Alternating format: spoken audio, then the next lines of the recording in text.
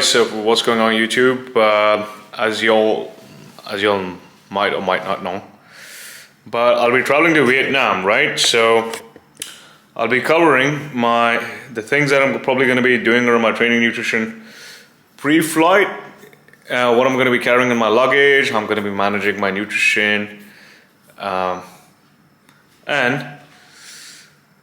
what else? Yeah. When I land, how I'm managing my routine, etc. And also when I return back, right? It's an overnight flight, so yeah, I just want to keep myself accountable by putting myself out there. So yeah, stay tuned. It's an overnight flight tomorrow night, which is probably day after tomorrow morning. So yeah, have a nice one. So I basically packed my supplements in the form of, let me just show you. Something like this, right? So I'm probably going for 12 days. I've just taken the essentials. That basically is it, right? And the other stuff, like creatine and all of that, like it just kept right here. Previously, I would carry like a really big bag of supplements, and that would save me a lot of. No, that would not save me a lot of space. It would actually cost me a lot of space. But right now,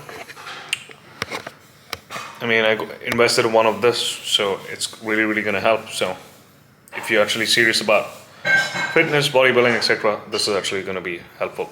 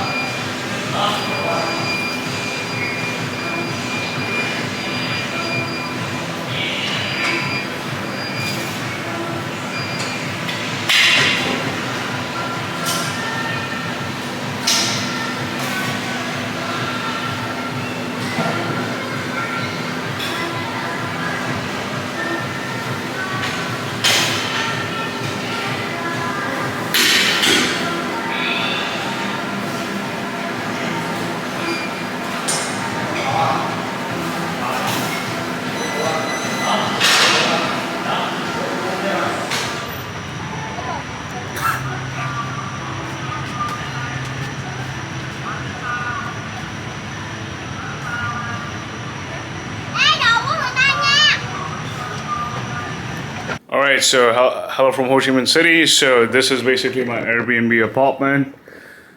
It's got like a bit of a kitchen, and I got some sauces, the host was nice enough to provide me for it. My weight's been elevated up by something like 1.5 kilos, but that's not really a big deal because that's a lot of flight fatigue. I was not allowed to carry my meals on the flight, so I sort of made some wise choices with a few nibbles here and there while I was in the flight. But right now I've settled in. It's been something like 9 a.m. and I'm already 3,000 steps in. I'm consciously making an effort just simply to move more. The coffee is really good over here. I'm a bit out of breath because I just climbed like 9 flights of stairs. But that's going to be the strategy. Right now we're probably going to search for a gym and go and secure some insulin syringes. And that basically is it, Stay tuned with regards to my journey for Vietnam, and have a nice one.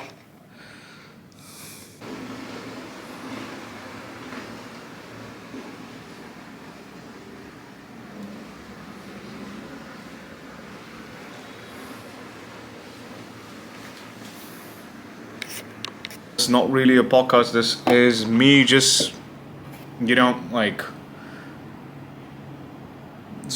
covering up how my Vietnam trip went, because I'm having a pretty good time. That's what I can probably tell you, right? And while I'm actually recording this video, I'm going to be sipping on my decaf coffee because, well, I wanna. So yeah, let's probably get cracking. And I like to have something in my hand while I'm working, right?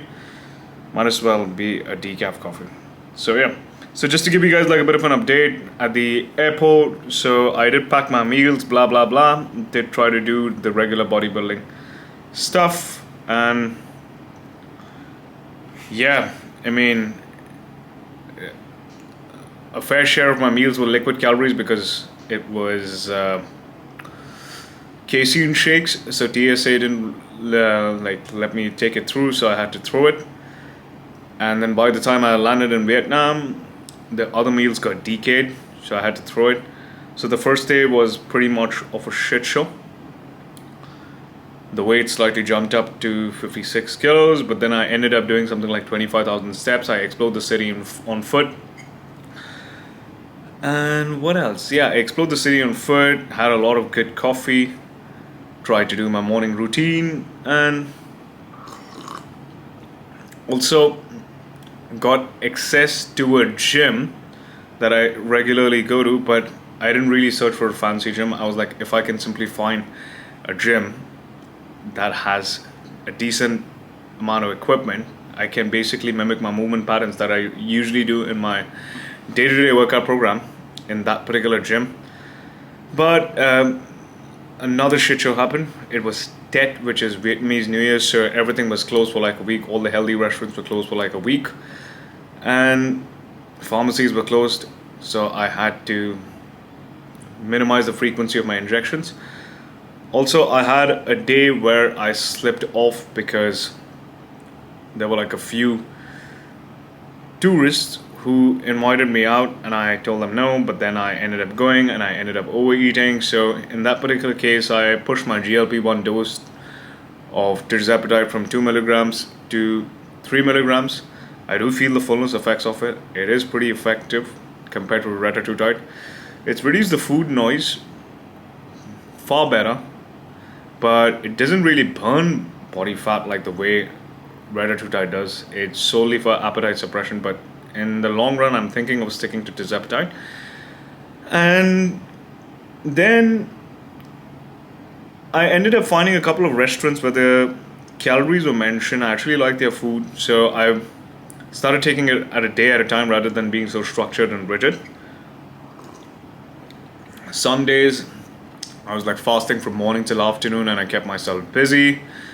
Some days I basically ordered in 2 meals from the healthy restaurant where the calories and macros were mentioned, and the third meal I freestyle. Some days I just ordered in 1 meal. The second meal I ate some street side shrimp. I fucking love shrimp. Shrimp is actually a very lean source of protein. I'm going to be posting what my meal examples actually look like. And some days I actually, what did I do? Yeah. Some days I actually had my third meal from 7-Eleven, as long as it fit within my calories basically. Yes, I did overeat twice or thrice in this entire span of something like, 12 days? But hey, it's a holiday. Then I went to Dalat. Dalat is a beautiful city. It's a very small city. It's basically a city which is a short food tour based city. And I explored the city on foot basically. 16,000 steps one day, and then the next day I ended up doing 29,000 steps because I ended up going for like a bit of a trek with my friends. And on that particular day, I had like a bit of a fuck it moment where I ate some really nice food, went on a food tasting tour. But from the way my physique looks like, it looks pretty vascular. I'm still holding on to like some amount of fluid. The weight's fluctuating anywhere between something like 54.7 to 55.9 kilos, more or less. A lot of it is fluid weight. By the time I come back, settle back in routine, I probably predict I'm probably going to be in something like mid 55s. But from what I think, I'm going to be running like a quick mini cut just to resensitize my physique, because immediately after my photo shoot, I didn't really phase out properly as I was not that experienced. I put on some weight, but I didn't lose my shit because obviously a GLP-1 was there. But this time I've slightly increased up the dosage of the GLP-1, and I'm gonna be doing things with like more experience. So just to give you like guys like a bit of a summary, right? Some days I was prepping my meals. When I first came away, I was like, I'm gonna be prepping my meals. I'm not gonna be eating from outside, blah blah blah. You know what? You gotta be preparing for your, how do I say this? You gotta be preparing for the best. You gotta be doing your best. But life is gonna happen, right? And then how you see things in that situation comes down to you, right? Some days life can either be your friend, either life can either be your enemy, right? Let's probably say, god damn, that's good, right? Some days, let's probably say, if you like eating protein, you don't have to prepare your chicken breast and broccoli. You can probably eat some shrimp or grilled prawns and just tell the person on Translate that, hey, you know what? Make the shrimp or the grilled prawns without any oil, right? You don't have to start your meal with the dessert. I'm not saying don't have dessert. I ate a lot of dessert, right, in this trip.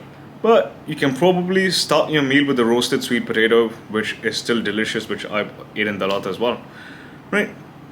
You like it mainly comes down to the type of choices that you make on the fly, and if you want to squeeze in like a cookie here and there, if you want to squeeze in like a nice dessert, fuck it, go and do it.